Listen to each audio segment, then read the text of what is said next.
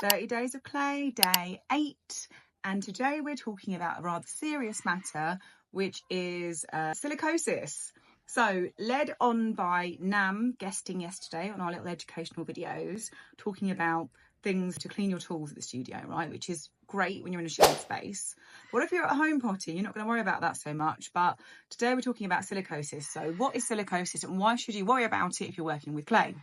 So, silicosis is a lung disease which is caused by inhaling silica dust.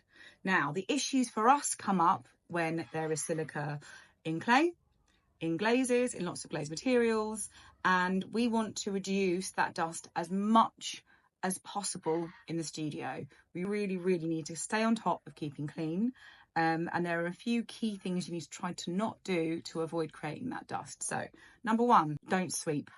Sweeping throws that dust into the air, and there's all this data about how long it actually stays suspended because the particles are so small, and it's those small particles that make their way into your lung that cause that lung disease cumulatively, and that silica gets stuck and causes fibrosis and inflammation, which you do not want. So those suspended particles, stop them from happening. How do you do that? Spray the floor if you're going to sweep, and if you can avoid sweeping completely, either chuck some water onto the floor, use a wet vacuum, or just mop and avoid any kind of issues that way.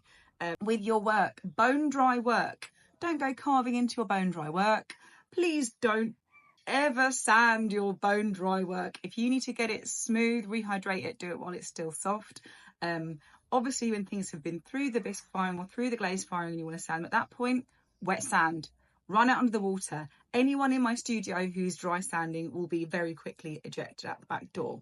So only ever wet sand, only ever wet clean. Same. Use a damp sponge to wipe down the tables. Don't sweep here.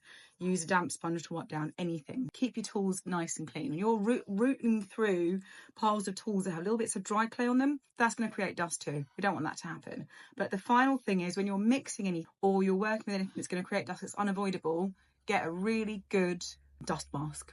They sell them on lots of factory websites. You can use, I think there needs to be a specific particle size. I can't remember what it is now. I'm going to put it into the comments below. But wearing a dust mask when you're mixing things up is going to help things a lot. And also pouring wet materials into, dry materials even, into water.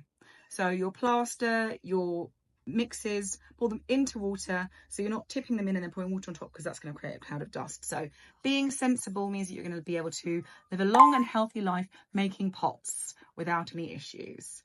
Thank you, I love you, and I'll see you tomorrow.